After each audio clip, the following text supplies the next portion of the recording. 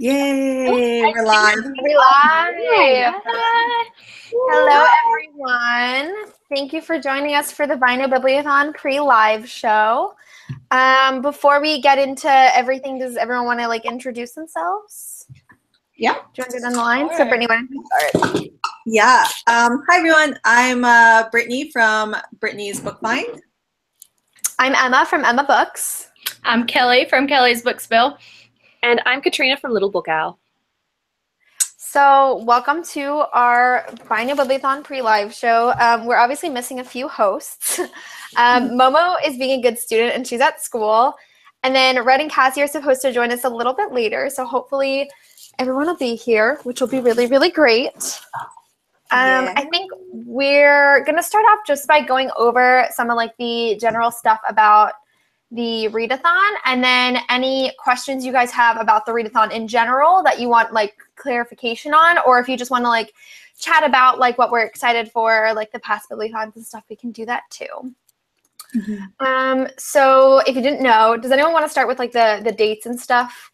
Sure. Does anyone want to go through the dates? I can go through that.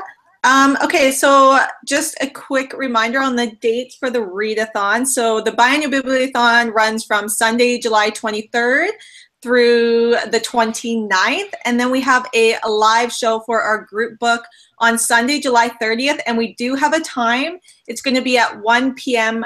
Pacific Standard Time. So again, this is for The Flame in the Mist, which is our group book, which is one of the challenges for the reading challenges. And then, so if you guys have any questions on that, please let us know in either Twitter. We're going to be looking at Twitter. We're going to be looking at the live chat for YouTube. So just ask us some questions if you need to. And then one thing we just want to bring up really quickly is the Biblio Book Club live shows and new books. So just a reminder that the Biblio Book Club is separate from the Bibliothon. Totally separate. Such a tongue twister. So the Biblio Book Club is kind of I guess a quarterly read-a-thon we do together that is super casual. We get a lot of questions still to this day about the group book versus the Biblio book. So just keeping in mind they're separate. We are just finishing off the Seafarer's Kiss, which was our read until the end of July. So if you are reading that, I know a lot of us are having it in our TBR. Our read-a-thon live show is going to be in August. We just haven't planned the actual date yet. So hopefully it'll be in August for that. And then lastly, for the Biblio Book Club, our next book runs from August to October. And every Biblio Book Club, I'm not Bibliothon, Biblio Book Club, we ask you guys on Twitter to vote for a new book. And so the August to October book you voted was Moxie by Jennifer Matthew. And I think that's Emma just loves that book. So. My favorite book in the entire world right now. So yeah. I'm really excited for it. I really am. Oh my. So if you guys have any questions on that, let us know. I don't know if anyone has the chat up right now to see if there's any questions on dates. But that's, I think, all for dates that we have. Does anyone want to reiterate should we reiterate the challenges, or should we just hop into our additional hosts? We could go through the challenges because then we can go more into details of the video stuff, I guess. Yeah. Kelly or Kaz, do you want to go through the challenges? I mean, either way, it's fine with me. I can do the challenges. Do we want to do video challenges and reading challenges? Yeah, and then I know we just had a question, what are the blog challenges? We are announcing the blog challenges one a day this week. Did we announce one today already or not? We did? Second one, so you can't see that. But it's on the top of my feed on Instagram, so you can see the day 2 challenge for the blog, which is write a book review, and then day 1's also already up. Yes. Mm-hmm. So for the blog challenges, we're announcing them one a day on our Instagram at Biannual Bibliothon. So you'll have a full week before your challenge is due to plan your blog post. And then during for our Instagram challenges, we do them every day they're announced, because the blog challenges and the Instagram challenges are just for fun to get other members of the community involved. So on Instagram, early in the morning, we'll announce the Instagram challenge, and then you guys can take that photo throughout the day and post it, and then we'll announce the the winner is really just gets a shout out, which is nice. So those are like, they don't require as much preparation as like the video challenges, so we announce them later. Right. But yeah, so check out on our Instagram if you want to find out more about the blog challenges. But let's go. Since we're talking about the blog challenges, do you want to just go through going through our Instagram post, our blogger post then? Since we're talking about it, let me find them. Where are they in our at the list? end there. Right at the end. Okay, so our blog hosts, we have one per day. So on Sunday, we have Nana from 14 Liars. On Monday, we have our regular Bibliothon host, Kassie from Miss Sassy Kassie on her blog. And on Tuesday, we have Dominique from Pirates and Pixie Dust. On Wednesday, we have Amy from Bursting with Books. On Thursday, we have Ashley from Inside My Minds. On a Friday, we have Libby from Wolf Libby 0914. And on Saturday, we have Dylan from Reading and Other Random Stuff. So you guys can definitely check out their blogs. I think we posted them on Twitter already, so that way you guys can go, and then throughout the week we'll be posting them again so that you guys can check out to see the blog challenges. And we have our Instagram challenges as well. So Sunday we have Taylor from Taylicious Reads. On Monday we have Kez from Little Book Owl. Don't know if you know her.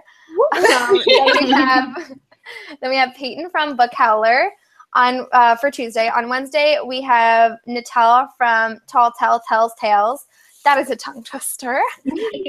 On Thursday, we have Yvonne from Ivy Book Nerd. On Friday, we have Chammy from Read Like Wildfire. And on Saturday, we have Keisha from Books K. So we're very, very excited to have all of you guys with us. Yeah. I don't know if any of the hosts are watching right now. I know Dylan's here, but if any of you guys are watching, thank you for hosting with us. We're super excited to have you guys. Oh, Ashley's here too. Hi, Ashley. We're so happy to have you guys.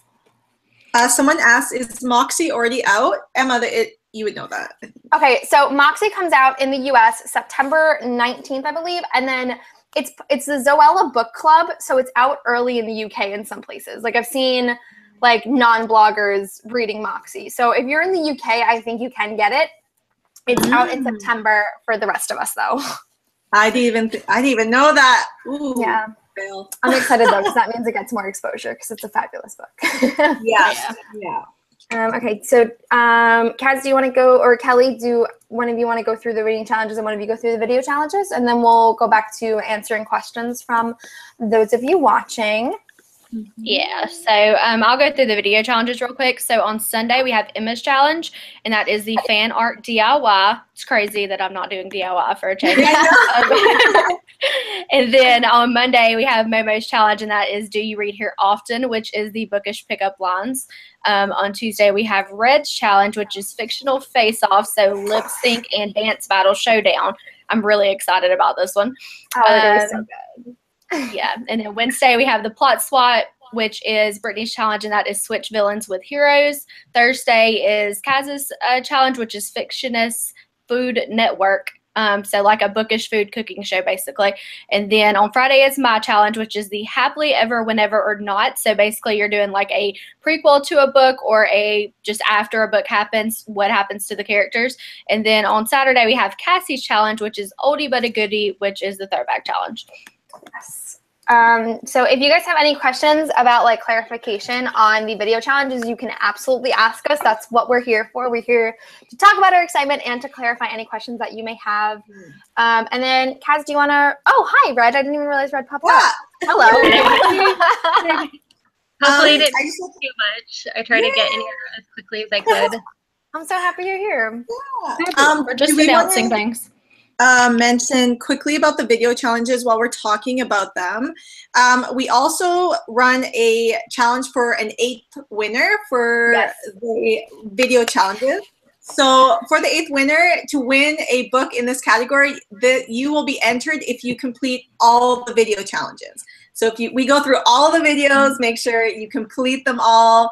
And if you do that, you're entered to win $20 USD to Book Depository, but you do have to complete all the video challenges, and then we'll do a random draw of the names. I guess just put them in a hat or whatever we want to do, and then pick one out. So there is an 8th winner as well.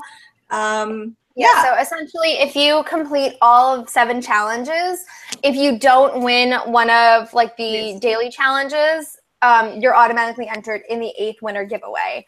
And we have a few questions related to them. So I feel like this one's best for Kaz because she's hosting the Fictitious Food Network Challenge. Elizabeth Green asks, do we have to cook for the cooking challenge or can we make it out of something else? So what is your jurisdiction as the host? Very interesting. Well, I always like to say as much creative freedom, you have so much creative freedom. So if you don't actually physically cook something, but you make foods out of something else, I'd totally be down for that. Yeah, I think that's a really fun way to interpret the challenge. So, right. However you want to interpret it, feel free to run with that. Mm-hmm. And this one's a pretty quick question before we move on to like the reading challenge and stuff. Olivia asks, how does hosting a challenge work? So essentially, us here and our blog challenges, our blog posts and our Instagram posts, that just means that that day of, we're the person that is like posting the challenge on one of the Biannual Bibliothon, either the YouTube or the Instagram account, and we're the person that picks the winner. That's all it means. So I don't know if anyone has any more clarification on that, but all we really do is just, you know, we just post our video to the Biannual Bibliothon account. You can enter your challenge there, and then once you have posted your video link in the comments of that daily video, we're the person that's going to be choosing your, we're going to be choosing the winner for that challenge. And I just wanted to add something because I always get people that like freak out because they get worried, you know, because automatically when you post your link to your video, it will get marked as spam automatically by YouTube, but we go through and manually approve all entries, so don't worry if it doesn't show up in the comment section right away. I promise you that it's most likely there. We just have to make sure we go through and approve them all, so we will see it. I just wanted to clarify that because I always get a couple people worrying about that, and I don't want you guys to worry or have any stress about it, especially when you put in all that work. You don't want to worry about it not. Yeah, and also on that, a lot of people have also asked, like, if they want to do the video but they don't want it to be seen, just let us know in your comments, like, this is my video, just don't make it public, and then we can see it, and then no one else can see it because we have to mark it as unspam. And then also a lot of you on the chat are asking what the deadline is. I think it's PST we're doing, right? Like midnight PST. You want to make sure that of the day of that challenge. So you can't post any of the challenges all week long. It has to be on the day of that specific host day. So say what's Sunday? What's the Sunday challenge? I don't remember off the top of my head. Fan art DIY. The 23rd. All right. So say you want to enter for fan art DIY. You have to submit your entry to the host day video, which will be Emma's on the Bibliothon channel. Submit the link in the comments section by midnight Pacific Standard Time at the end of that day. So it's midnight Pacific Standard Time. We have that included in all the descriptions and everything, but you couldn't come back, say, like, Tuesday and try to enter. It has to be on that specific day and on that specific video for it to qualify and by that specific time. So yeah, and so I know a lot of people want anybody to do is end up like having their video not get in on time, and that would just be really sad. Yeah, and I know a lot of people are concerned, like, time zones. So 12 p.m. we picked 12 p.m. PST because it gives you like a really, really long amount of time. Like, the whole world should be able to upload a video in that time frame. Like, I know you in Australia, those of you, like, a lot of people, you start so many hours ahead of us, but you still have so much time to post in between. Like, when we make the video live at like 9 a.m. EST, you have so much time because it's like 3 a.m. EST. You have like more than a full day to post. Not more than a full day, but you have a really long time to post it. Yeah. So if you have concerns about like the time frame, you can just Google time converter and plug in 12 p.m. PST to your time zone, and you'll be able to figure that out. But the deadline for videos is 12 p.m. Pacific Standard Time. And I think the Pacific Standard Time videos get uploaded at 6 a.m. It's 6 a.m. Pacific Standard Time every day. So that's why we announce the video challenges so far in advance. Is that way, basically everything, we hope that everything, you guys will have everything done before the Bibliothon even starts. That way, all you have to do is find 30 seconds in your day within that 18-hour period from when the post goes up to the deadline. You have like 18 hours to, all you have to do is literally just comment your link. Hopefully you'll have everything done before then, so that's all you have to worry about. Exactly. And I think PST is one of the later time zones to actually like end at midnight. So if you're in a different time zone, by the end of your day, it's likely still the day before. Mm-hmm. Right. So you can see that. So that's why it's so good that we use PST. Our Australian expert. Yeah. Red, there's a few questions about your challenge. They're asking if for the what do we call it? Fictional dance-off, or that's face-off. Face-off. They're at, oh, I lost it. But can you include dance on, or do you have to dance, or can it just be singing or a fight? So like, honestly, like, I mean, it's kind of. Okay, the challenge is kind of geared more toward like if you guys have ever seen the show Lip Sync Battles, that was kind of what inspired the idea. But that being said, there is some creative freedom there. So you could do a dance off, you could do a lip sync battle, you could do a combination if you want to. There's definitely, you could do where it's like if you're doing a lip sync battle, for example, you could do it where you have two characters that sing one whole song, or maybe you do like a bunch of different songs between them, or I mean, like I honestly, I can't dance, so you will see pretty much no dancing if it's not like a little bit of like ridiculous dancing in the bloopers, but I promise you're not going to see any like dance off in mine because I can't dance. So I realize everybody has their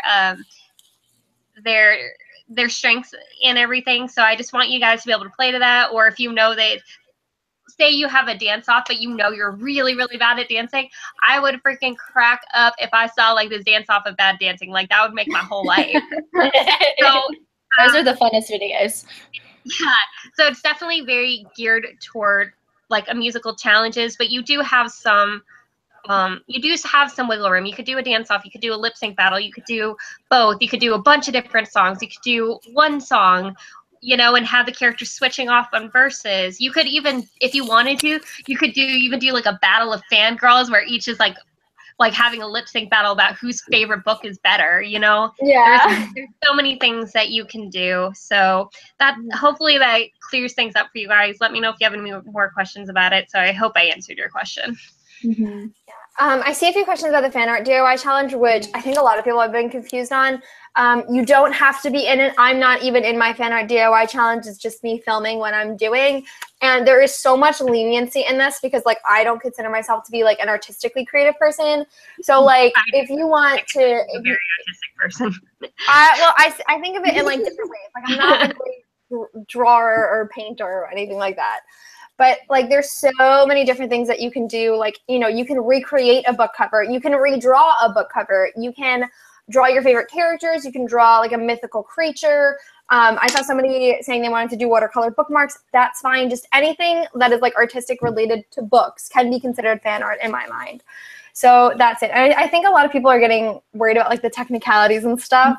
And I think you really don't have anything to worry about. We're so focused on effort and like idea as opposed to execution. You don't need this amazingly phenomenal edited video to win whatsoever, And you don't want to keep seeing the same thing over and over again. It's nice to see like, when we see people like do something so like out of the box, we're like, whoa, like how did you even think about that? Yeah, exactly. And just to give people a bit of an idea as well, with the fan art DIY, I'm recreating a cover, but I'm not drawing or anything. I'm actually using objects, like physical objects. Oh, that's cute. So that's another idea, like using actual objects to kind of recreate. That's cool. Ooh, or somebody wants to like recreate a cover or something like and makeup on your face. You can't draw or anything, but maybe you're really good at makeup. Like we've seen Kassie do that in challenges in the past where she's recreated full covers on her face and stuff. And you do maybe not like maybe not just inspired, but like, something, it's fan art. You can do fan art and makeup, Yeah. Karina literally just asked, can we do a makeup? Yes. So I think it's just about, it's literally, it's not my challenge, but it seems to me that how I interpret the challenge is that it allows you to sort of combine your artistic creativity with you being able to totally fangirl. And this is probably one of the most like open DIYs I feel like we've ever had as a challenge, because you could do almost anything and it's going to fit under that umbrella. Yeah. So yeah, like we really just care for like your effort and to show that you made something you're proud of. Like I saw someone say, I wrote an entire rap battle, but I can't film it. Like just put the text up. Just record yourself doing it on your phone and put the text up. And like, I'm sure Red will be like, this is super funny, or like, this is so accurate. Like, you don't need to have. You might have the most like clever lyrics ever, and you won't even be actually like full on playing it out. And I'm gonna still understand what's going on, especially if it's like between characters or something. You just put their names, you know. Like I will still find that funny, and it, you know, like I'm pretty open. I'm just excited to see what you guys have. So if you don't have a chance to fully play it out, like I still wouldn't mind you trying to enter it, because I would love to hear it. Yeah. So there is still a lot of confusion about the deadline time. So it's 12 a.m. Pacific Standard Time that day. So we are going to post our videos at 6 a.m. Pacific Standard Time, and you have all the way to 12 a.m. Pacific Standard Time to put your link of your video, and we will unmark it as spam, and it'll be live for everyone to see. We'll be, and you'll just be patient with us to go through them, and just have fun with it. So that's the times, that's how it's going to work for everyone still asking. I hope that helps. So another thing with that is it usually takes us like at least a week or two to go through all of the challenges once the bibliothon is over, because we're so busy keeping up with everything else through the week. So don't expect us to know exactly who's going to win immediately. It usually takes us about a week or two. Yeah, that's a good clarification. But yeah, hopefully this the best way. I don't know if this helps, because I know it seems like they're the repetitive. So let me make an example on, we're going to use Emma again because it's easy. So if you want to submit a fan art DIY, her host video will go live at 6 a.m. Pacific Standard Time on Sunday, July 23rd. And that will be open until 12 a.m. or midnight when it goes from Sunday to Monday. That time change at the end of the complete end of the day on Sunday Pacific Standard Time is the deadline. That's it. As soon as it switches to Monday Pacific Standard Time, that's it. There's no more entering. Honestly, as long as you upload it before the end of the day on like Sunday or Monday or Tuesday, you should be fine, because PST is one of the last time zones to turn over into a new day. So just aim to have it up before you go to bed, and you really should be fine. Like, if you have any questions, you can also tweet us during the day at the Biannual Bibliothon, like how many hours until it ends. That might be easier for some of you, and we're always willing to accommodate. But generally, everyone. I feel like we're usually pretty good about staying up on that. So if you're at all concerned, like Emma said, just let us know, and we're more than happy to tell you how many hours you have left. Especially for those of us on the actual like Pacific Standard Time. Yeah. Okay, so someone's confused like what 12 a.m. is to Eastern Standard. So Emma, is that? It's 3 a.m. PST. 3 So you should be long asleep by then. Yeah. So who is that? Yeah. So 12 a.m. Pacific Standard Time is 3 a.m. Eastern Standard Time. Yes. Which is like 7 a.m. the next day in like England or something. Like or like 8 a.m. Like you have so much time to post it. Like as long as you have it up by the end of the day, you should be fine. I think I saw another question. There's a question about, can someone explain the before-after challenge? So like the happily ever never challenge? That one's one of my favorites.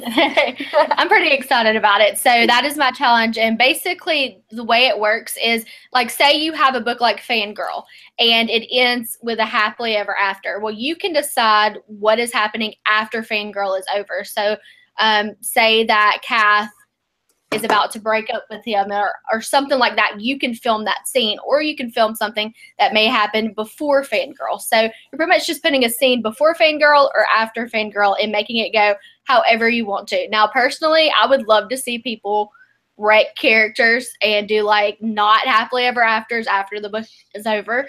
I think that would be hilarious, but you're just free to kind of do whatever you want with this. It's just before or after a book or before or after a series. Yeah, or like, for example, with my challenge, I'm not going to reveal it because I think it's so funny. But like I did a scene after the end of Harry Potter and before Harry Potter and the Cursed Child. So it's in between that time frame, and it's not necessarily like these two characters break up or they live happily ever after. Like, it's just a scene that took place. So it's more like a prequel sequel sort of video, at least the way that I interpreted it. Yeah, so I mean, anything like that. Yeah, basically anything that didn't happen in the book before or after would fly. Yeah, at least just have fun with it, and I'm gonna have fun with it. So, I think that's one of the challenges can literally be as simple or as complex as you want to make it, you know? Yes. Like we allow for a lot of freedom here, so if you take a strange twist on it, we're not going to like disqualify you or anything. Yeah. Usually we like those because they're just so different. So out of the box and they're unique, so we kind of like not secretly encourage it. So go for your life. Someone did just ask about the Instagram challenges. We've already covered this earlier, but I just want to reiterate in case anyone else is onto the live show. Yes, there will be Instagram challenges. We post them the day of in the morning, and just because they don't take quite as much time as a blog post or a video, we post them the day of. So you'll find out more next week. So Christina asked, do you prefer characters or books you know in the videos? Because I film videos with being characters from less known books. I think I know over the years, like, we have said, like, oh, like, I just watched a video that, like, I haven't read the book from, or, like, oh, like, I got spoiled. And I think we all go into these challenges knowing that there's a chance of that, but you're not at a disadvantage for using lesser-known characters. Like, if you use Harry Potter, or if you use, like, I'm trying to think of, like, a super unknown book, or if you use, like, Molly from The Upside of Unrequited, like, you're going to be judged the same even if we don't understand the full context of the story. It's about, like, what you guys want to do and your interpretation of the challenge. We don't disregard your video just because we haven't read the book. No, I think we're all unanimous about that. Yeah, because I think we've had videos where we're like, I don't know anything about this book or this character, but this video is pretty awesome. And then there are times where, like, we won't have read the book, and those times can be unfortunate, but only if the context is super important to understanding some of the context of your video, and in which case there's just not a lot we can do about that. But a lot of videos I find don't rely super heavily on the context, and that you can't find some enjoyment or, like, humor in it even without having to read. I feel like more often than not, like, that's the case, you know? I definitely agree. Also, we're 7 different people who have all read very different books. So, like, if you use a different book that maybe I haven't read, but somebody else in the group has read, we always ask each other's opinions to kind of help us make decisions and stuff. So you have a wide variety of books you can use that one of us has at least heard of or read. And we're always like that. We're like, has anybody read this? Can you explain this to me so I understand it better? That way we kind of get the whole picture. And we do I feel like we try the best we can to go above and beyond to understand the videos that we might not understand right away, so that you're given the best chance possible. I definitely agree. Let's see. We can go through. We haven't gone through the reading challenges, and it seems like we don't have as many questions on the video challenges. So, guys, if you have any questions about video challenges, still feel free to ask them. But if somebody wants to read off the group the book challenges to see if anyone needs any clarification on that, I say go for it. Sure. But Jillian did just ask, can I do 2 DIY challenges for the actual DIY and 1 for the throwback? Absolutely, because you have 2 different people judging it. You know, I think there's a way for everyone to do, you know, as many acting challenges or as many singing challenges or as many artsy challenges as they want to. Like, you're going to be judged on your individual day, not about, like, how many times you do the same thing. You know what I mean? Yeah. You definitely can.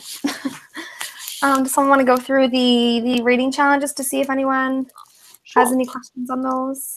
Okay, so the reading challenges. As per usual, we always have a group book, and this round it is Flame in the Mist by Renee Adieh. I've got it next to me. I'll show you guys what it is. We're reading this one, which will be exciting. I'm so excited.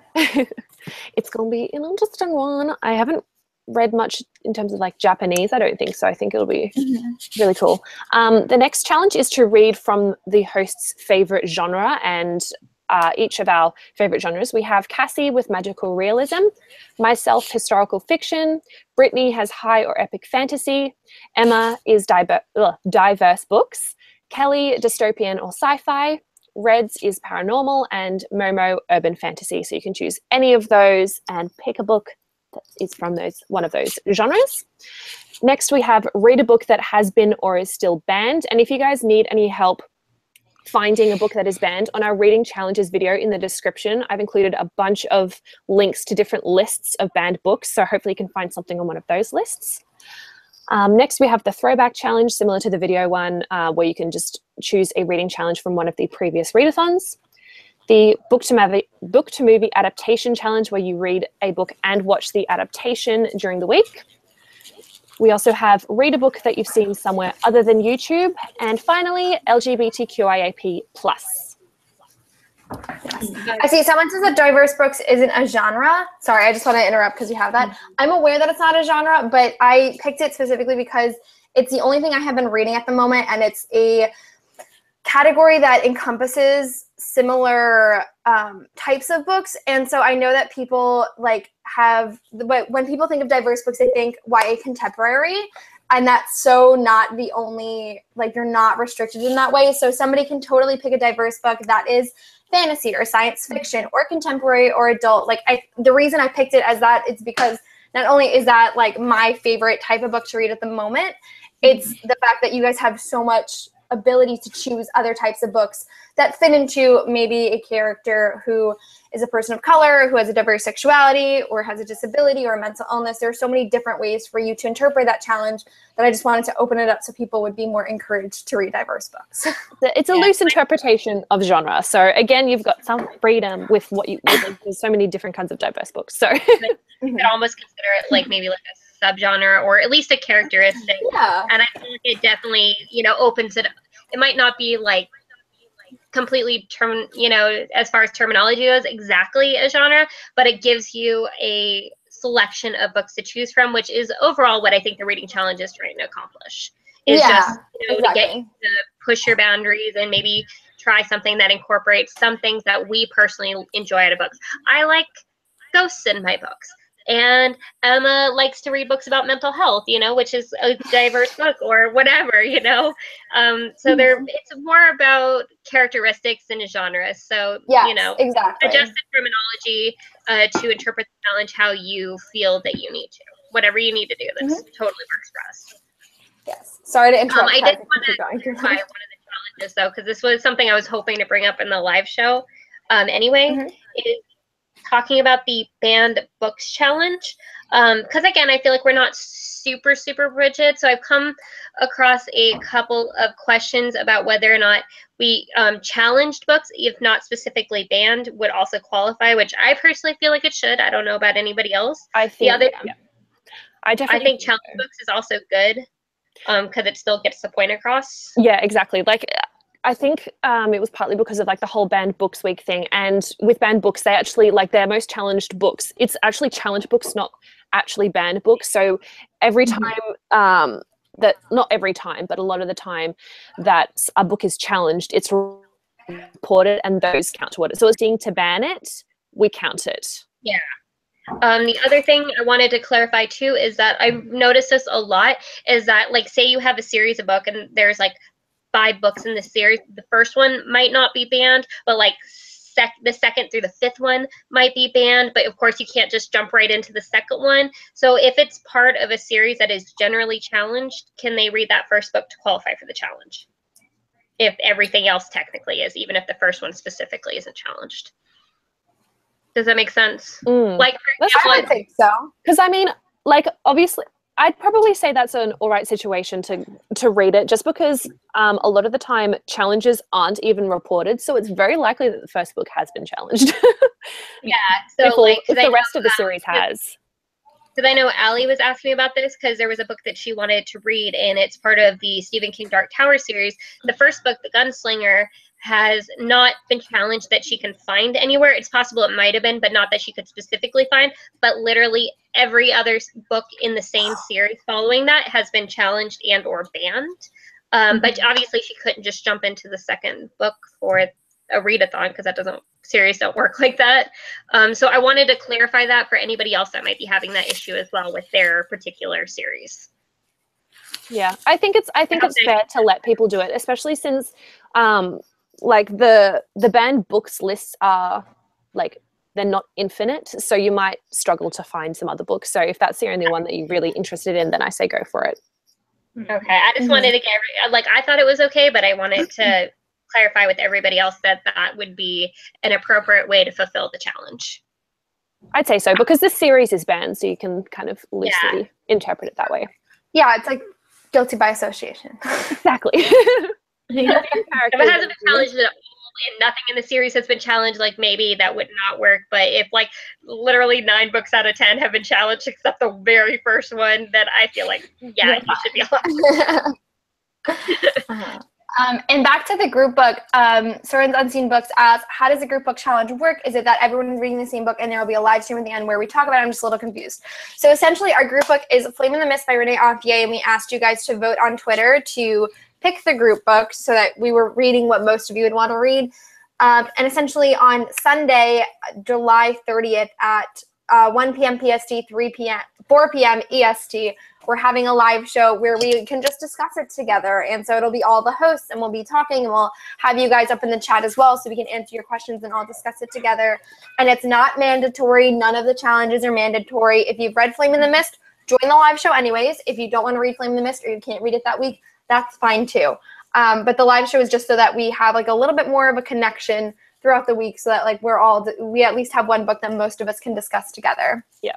And I want to say as well, if you're really not interested in reading Flame in the Mist, but you still want to, like, it doesn't really fulfill the challenge, but if there's something else that you're not sure what to read, you could also try doing our Bibliothon book club book, just because that is something that everybody else is reading. So although it's not really like fulfilling that challenge, it is kind of in the same vein. And that book is The Seafarer's Kiss by Julia Ember.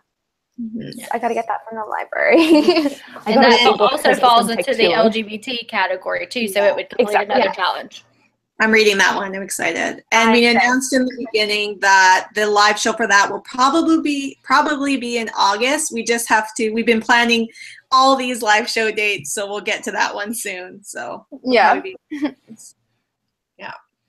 Okay. Interesting.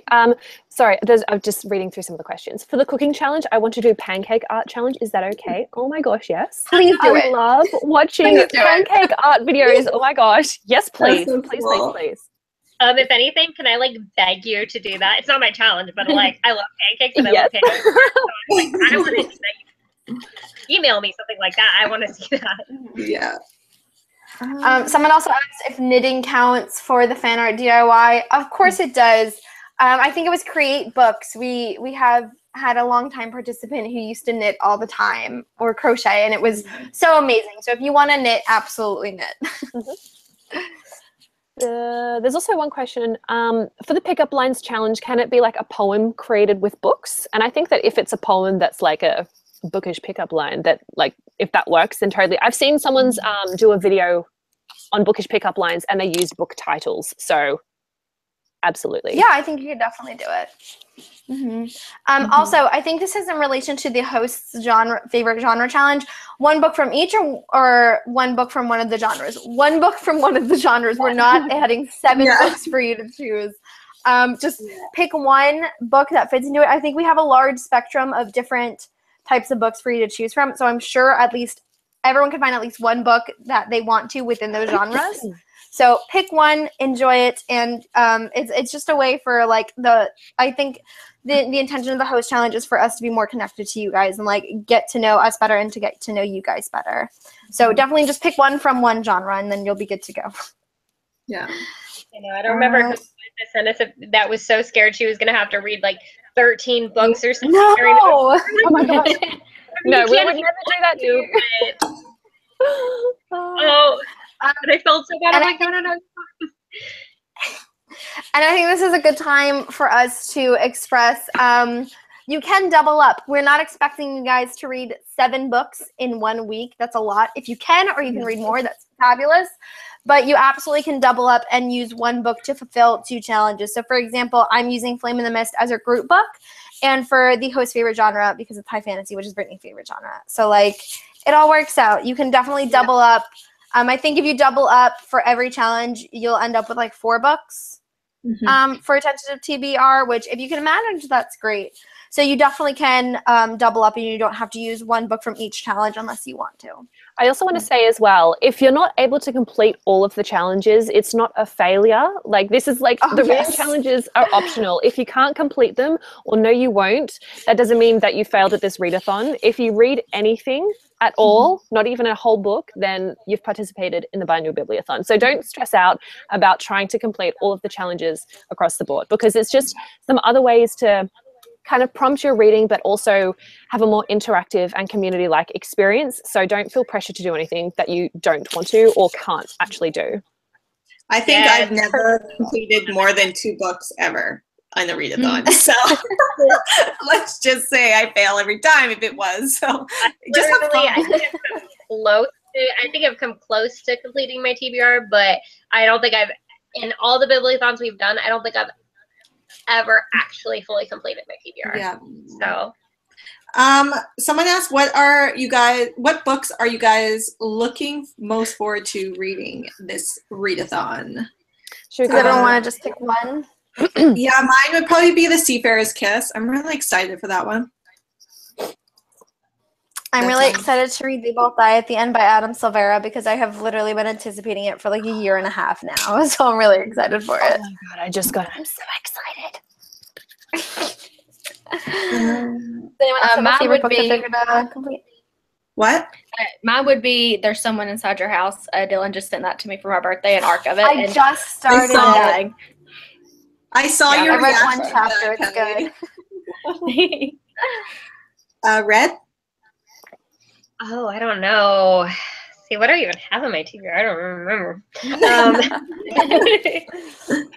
I would say maybe The Flame in the Mist, because I really, really, really love Renee Adieh. Like, love her. I think she's fantastic. She's flawless. So I'm really, really excited about that. But also, Allie from the Little Librarian talked to me. I don't know why I let her do this to me, but I let her talk me into buying The Gunslinger, which is the first book in the Dark Tower series by Stephen King, because I love Stephen King and I haven't read one of his books in forever. So she actually, like, between her and her husband, they really kind of got me geeked to read that book. So I'm actually really excited to read that one now. And it's pretty short. It's only a couple hundred pages. Oh, good. I was going to ask, is it like a super long Stephen King book? No, it's not one. No, I'm not that stupid. It's literally like the one I have is like 233 pages or something like that. It's really short. Okay, that's good. What about you, Cass? You say yours was? I tried to read Under the Dome during the Bibliothon. Oh my God.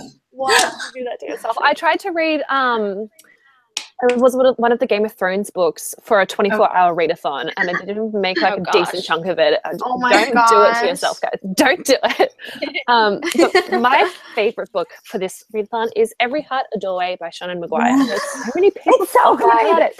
And I've also got the sequel as well. So like if I whiz through this, because this is like a third of a normal book. It's like a novella. So I want to read that so bad. It's so good. Highly would recommend. Hold on, I think there's another question. What challenges? Oh, sorry, Kaz, go ahead. Yeah, I was going to answer the one. For the old like the Throwback challenge, can we pick one of the old group reading challenge? Absolutely. Out of all of the challenges that we have, we've got a list that you can find in the video challenge and reading challenge videos. We've got a list to a document with all of the previous challenges. You can choose any one that you want. Yeah. So I think that's like as far as we got with the challenges. So we had the Throwback challenge. We discussed the book to movie adaptation challenge, but we missed talking about read a book you've seen somewhere other than BookTube, which is one of our challenges, and then read an LGBTQIA+ book. So that's all the reading challenges. I don't think we got through them before. Yeah. We were talking about the other ones. So those are the last few I must have just whizzed through the last ones. Okay. I thought we missed them. Okay, so if you guys like have any like general questions, like feel free. Well, Book Lion asked the same thing for video. I think, what challenges are you looking forward to most, and which are you struggling with most / aren't gonna do? Okay, do you want to go down the line? Sure. Yeah. So I don't know. I wasn't here at the beginning, so what's the line order? I don't know. For me, I can see Brittni, Red, Emma, Kelly, then myself. Okay. The one I'm most excited for, I've filmed 3 so far. My most excited one so far is probably my host day, which is the hero-villain swap. We haven't really talked about that yet, actually. But the swapping a hero for villain, I was nervous about it, but I like how it came out Red said she liked it, so. And I watched it yesterday as well. It was so cute. It's already uploaded in the back.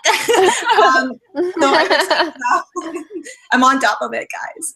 And I'm not probably going to do, for sure, the food one and the happily ever after. I probably won't do those two. I have guests coming literally when the whole time this week coming up, so whatever I can get done. So those two I probably won't. So yeah. Right. I feel the need to clarify what the actual question was, because I was trying to decipher the question based on Brittni's answer and I failed. What videos are you most excited for, and what ones aren't you doing? Oh, this is an embarrassing question. So I would say the one I'm most excited for is my host day, which because like I mentioned her a couple times in the video, I recently was spending time with Adieh, and so we actually collabed on a couple different videos, one of which is my host day. And honestly, every time I watch it, like I just start dying. Even the bloopers just crack me up, and I don't know if anybody else is gonna find it as funny as I do, but like I think it's funny and I really like it. I really like how it came out, even though it's totally ridiculous. It's totally ridiculous, but I'm excited for it. And I would say, so what am I not doing? So I have my host day done, obviously. Big improvement on last Bibliothon. Then I'm doing my Bookish pickup lines, which anybody in the group knows that I decided to put a kind of big twist on my video for that challenge. I'm hoping if I have time. I'm also in the process of packing up. I'm actually moving states, in the process of moving states right now. So I don't know how much I'm going to be able to catch up on the other challenges, but I don't think I'm going to get, I don't remember all the challenges off the top of my head. I'm so bad at this. I'm so sorry. You got the food one, the I'm not gonna yeah, I'm not going to get the plot swap or the fictitious food network. But I'm hoping to get to at least one more video out of the fan art DIY, the happily ever whenever, and then the oldie but a goodie. I'm hoping to get like either one to all three of those done, but we will see. I'm crossing my fingers that I'll have time this week. So my favorites are the hero villain plot swap and the happily ever whenever challenge, because they're skits and I had so much fun creating them and like playing around with them. So those two are my favorites, but I also have the fictitious food network one done, which was definitely the most aggravating. Like I'm in the middle of editing it right now and I'm like, you need to be done already. And also the fan art DIY challenge and the throwback challenge I did. So the only two I'm missing is the fictional face-off and what is the other one I'm missing? Day 2. Day 2. Bookish lines. Bookish pickup lines. Yeah, those are the only two I'm missing. And I had great ideas for both of them, but I just didn't have the time to execute them the way I wanted to, and I didn't want to do it like half-heartedly because the ideas were very big. But, you know, it's fine. It happens. I'm really happy with the ones that I've done already, though. I'm super psyched for your Voldemort one. Like, you don't even know. I'm so psyched for it. Oh my god, it's so annoying. Your food snap. I just have to say, Emma, when you put your food one on Snapchat, I literally laughed out loud. Like, so hard. Yeah. Spent $7 on a cookie cutter from Australia to get that challenge. It's fine. This particular Bibliothon, I just from the little clips that I've seen you guys post or you sent or whatever from your challenge, your video challenges, I swear I've never been so psyched to watch my hosts like videos for this like that I have in any other Bibliothon, because just this like tiny little clips that they'll send as like sneak peeks to us, like I'm dying, like crying, dying. So I think they're all gonna be so great. I'm so excited. Who's next? Kelly, what are yours? I am. So I haven't filmed anything yet, so y'all pray for me this week because it's gonna be a busy one. I'm not even surprised. I'm trying to teach people that you can still succeed when you procrastinate. But my favorite one that I'm gonna film is the DIY. I'm just really excited about my idea for that, as usual. And then my that I don't plan on filming, because I plan on filming 5 out of the 7, is I don't plan on doing the lip sync dance battle because I can't sing or dance, so y'all don't want to see that. And then I am not going to be doing, what's the other one that I'm not good? Oh, the villain swap, because I'm not as good at acting challenges as everybody else, so I tend to do like 1 or 2 of them and then stray away from the rest. So those are the 2 I won't be doing. Hey girl, I've seen you lip sync. I know you can do that. Slight side note. But Kelly, I watched one of your old videos from the one of the readathons. I think it was a DIY one, but it was one where like you split the screen and you were a zombie in one, that you were stuck in a tree. Oh yeah. Yeah, that was my last host video for the last Bibliothon. Oh god, it was so good.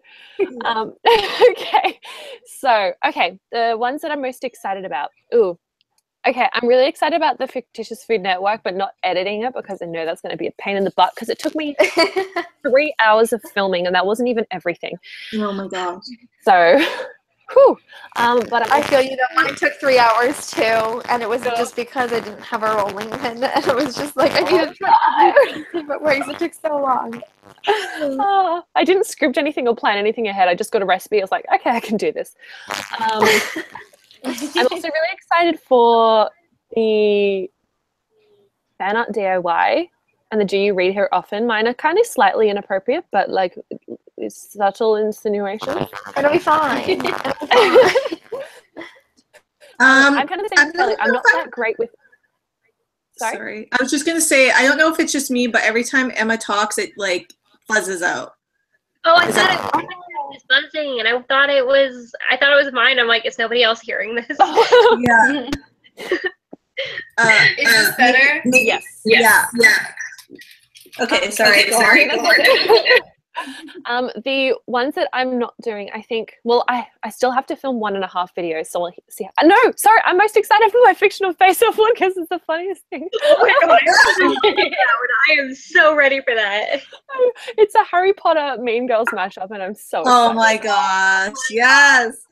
I did a Harry Potter Mean Girls mashup for one of the previous ones, and it was so much fun to film, so I'm so excited for yours. Oh my god. Fun. I still have to do my Voldemort one, so I need to like look up some tutorials and figure out how to make myself look like Voldemort. I'm telling you, copy Joe Walker's Voldemort makeup from a Harry Potter musical. It's what I did, and it worked out so well. What did you use like to whiten your face though? I used white cream paint that I had from Halloween. Okay. But I think you can use anything. I mean, I've painted my face with like actual paint for the Bibliothon. Well, I literally just bought like baby powder, just pat it white on. primer for my eyelids for my the Throwback challenge. So I might just see if that works all over my face because it's pretty probably white. Good. Like I said, I still think you should go the Selena route and wrap your head in toilet paper. I know. I'm very tempted to. Okay, finishing my question, the ones that I'm not doing, I'm not very good with the acting like skit ones either. So I'm not doing the plot swap or happily ever whenever. I just struggle with inspiration for them so much, and I'm just like so badly at this. I cheated. I've been cheating at my lip sync battle. You'll see what I mean, but I cheated. I love how like Kat says that she's not any good at the acting ones, but tell me I'm not the only one like remembering peeves right now. Like, Oh my gosh, yes. That was everything. That was fun. Do we have anything else that we need to talk about? If you guys have any like last-minute questions, feel free to ask us. It's what we're here for. I see a lot of people worrying that like someone said that they were afraid that like their videos were too serious. Like serious ones work too. Like they don't all have to be funny skits at all. You know, I think all of us have done some videos that are more serious than silly. Like my hero villain plot swap. It's not funny. It's like direct quotes from the book and stuff, and it's not a funny scene. So it's like you definitely don't have to have funny skits in order to win. Like I said, it's just like the effort that we're looking for. Well, I think of that. I think of one of the challenges that Megan Precourt did, where she did a trailer to Hopeless by Colleen Hoover, which is like the saddest book in history. And that was a really sad video, but it was fantastic. So, I mean, creative freedom, sad or happy.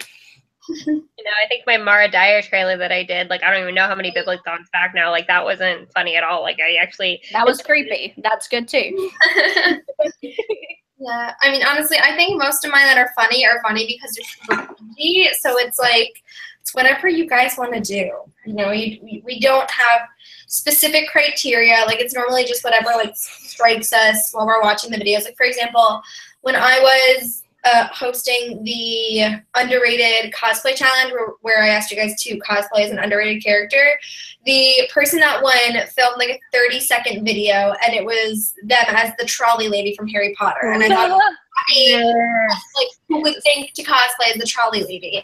And like, they didn't have an elaborate costume or elaborate video. Like, it was just the idea that was like genius to me. So like, it doesn't have to be funny, it doesn't have to be artistic. Like, if you go back and watch some of our winning challenges, like, a lot of them are just, like, unexpected and stuff that, like, you wouldn't assume to win. So I think you definitely just go with your gut, and it'll usually pay off at the end.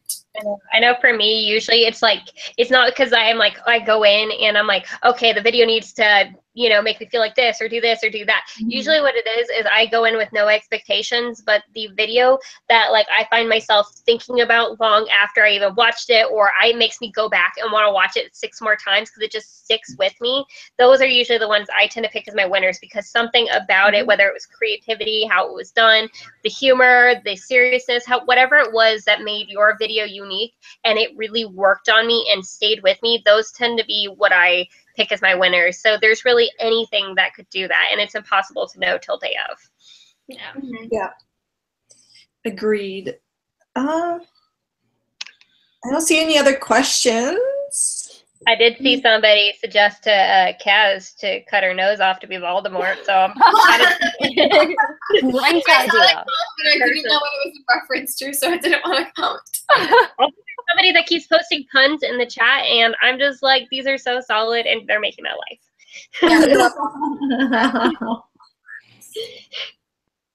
Let's check Twitter quickly here.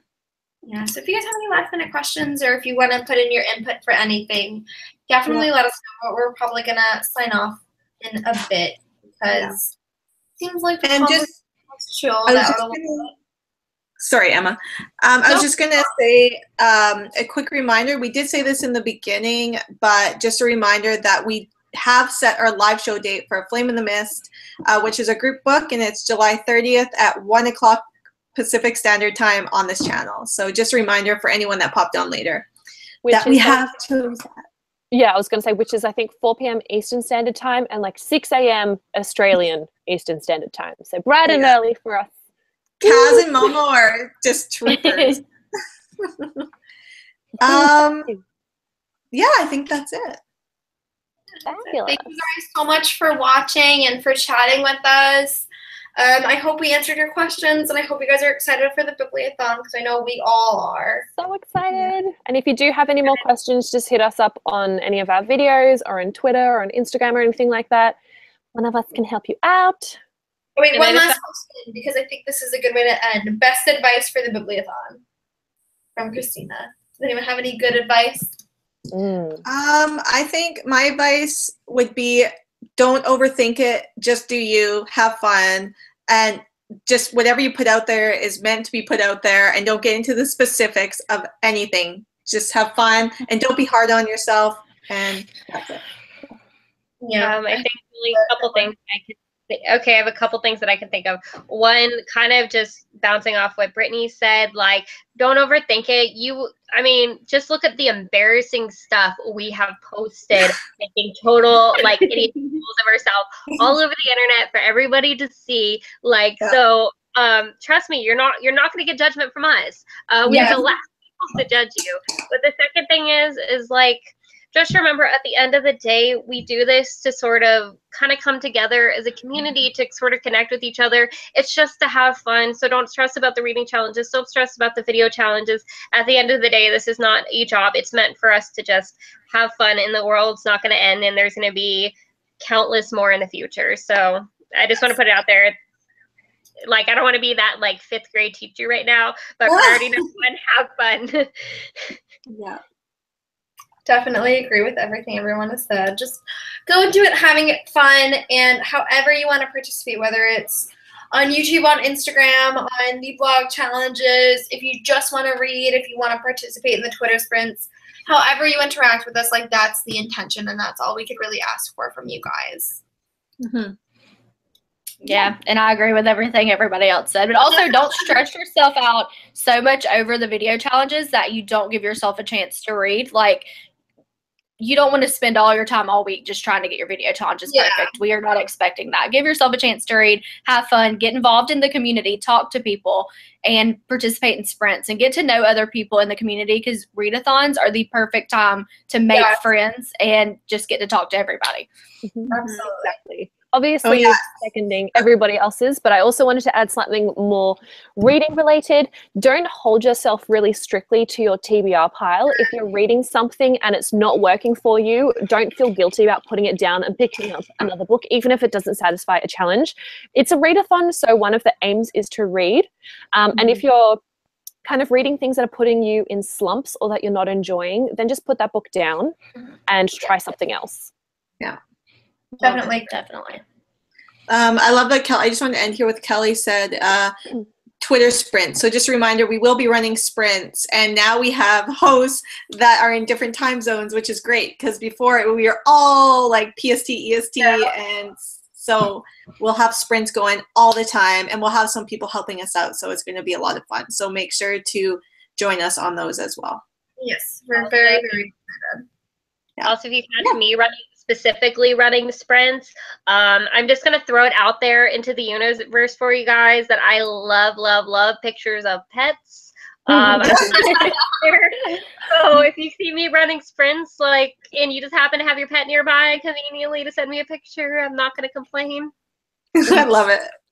Just on the sprint note as well, someone asked who announces sprints. So all of the sprints that we're hosting through the Biannual Bibliothon will be on the Twitter, and each of the hosts will be running sprints throughout their host day, as well as we're getting help, I think, from some of the Instagram hosts, potentially the blog hosts as well. I'm not 100% sure. But it's not like preset times during the day that we've already decided on. It's just kind of whenever we're able to run some sprints, we will be doing that. Like if we're available, we'll try and fill in other times during the week. Like, hey, nobody's running sprints and I have some time, and then one of us will usually pop on and run sprints. So it's just, you just want to check back frequently because there's no designated times. Someone just said they have no clue what Twitter sprints are. So which makes sense, right? So Twitter sprints are pretty much, we just get on and it's a time where we'll be like, okay, you guys, we're going to read for the next 30 minutes, okay, at this time. So say what time is it now? It's 4:40 for me right now. So I'll say we're going to do a 30-minute sprint at 00, which would be like the next hour. So 5 o'clock for me. We're all going to read together. You're going to put your social media away, hopefully read and get as many pages in as you can.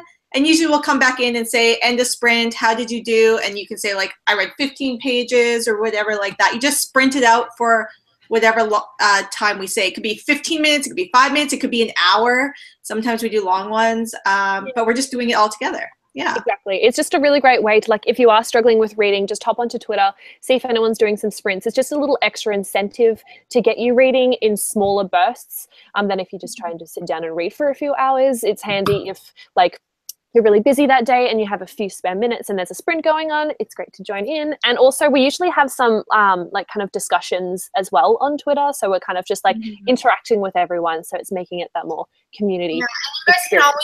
You guys can always subscribe to our tweets as well. That way you get notified when we say we're going to be posting. Like, we're going to be sprinting in 30 minutes. That way you don't have to, like, always check. Like, I know a lot of people are having them on. So you can always do that too. I love sprints. They help me so much. I love them. Also, you can turn, a lot of people I know do this during the Bibliothon, or at least they've started to, that I noticed, is turn on your notifications, and that way every time we tweet something out, you'll see in your notifications on your phone if you don't want to have to check back every so often. That's a great way to do it too, and then people will turn it on just for the span of the Bibliothon and then turn their notifications for us off when it's over, and that seems to help a lot of people out, it seems like. So because your phone is telling you that there's a sprint happening, so you better join. I know we were going to mention this, but we didn't, just to end it off. Sorry, I keep going here. Do we want to remind people what books we're giving away? I know we were going to talk about that. Really quickly. I don't even remember. What am I giving away? I just filmed my intros for everything, so I remember what I'm posting. For the fan art DIY challenge, you guys have the option to win Of Fire and Stars by Audrey Coulthurst, which is literally such a great fantasy book featuring the love story between two princesses. It's fabulous. Highly recommend it. Who's Monday? That's Kelly? I mean, sorry, that's... I think it's Momo. Okay, I don't know those, but I'll tell mine, I guess. So Wednesday for the plot swap challenge, you can win Hunted by Megan Spooner. I've never read it, but I love Beauty and the Beast retellings. I think I gave one away last year too, actually, and I've heard amazing things about it. So that's for that day. Well, I'm on Tuesday. I have the Fictional face-off challenge. So that's one of those like dance battles, lip sync battles, whatever you want to do. And the prize for that challenge is, oh my God, why am I spacing on it? Hold on, let me look at my shelf. The Wrath and the Dawn by Renee Adieh, because it thought it was appropriate because it's our group book, but also I freaking loved that book. It was awesome. So I want you guys to enjoy it if you haven't had a chance to read it yet. Also for the Momo's challenge, Do You Read Here Often, the Bookish Pickup Lines challenge, Momo is giving away a copy of A World Without You by Beth Revis. Right. If I'm not mistaken, Emma, correct me if I'm wrong, if you remember. But I believe I'm giving away the host, Stephanie Meyer, for the Happily Whenever or Not challenge. Yes. What's Cassie's? Kassie is giving away a copy of History's All You Left Me by Adam Silvera. Right. And for day 5, I'm giving away a copy of The Seafarer's Kiss by Julia Ember. Same thing. I haven't read it, but I will be reading it for the read-a-thon. And it's so I was like, hey, why not let more people read it? Okay. Were there any more questions? That's about it. Any super last minute questions before we head off? Skidads. I don't see any. Oh.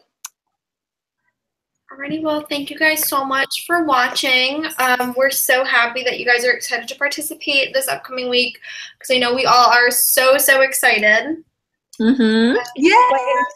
If you guys have any other questions about the Bibliothon in general or about any specific challenges, you can definitely contact us on Instagram or on Twitter. Like we try to be very responsive. So any questions you have, definitely send them our way. Yeah. Well, thank you guys. Thank you. See you later. Bye.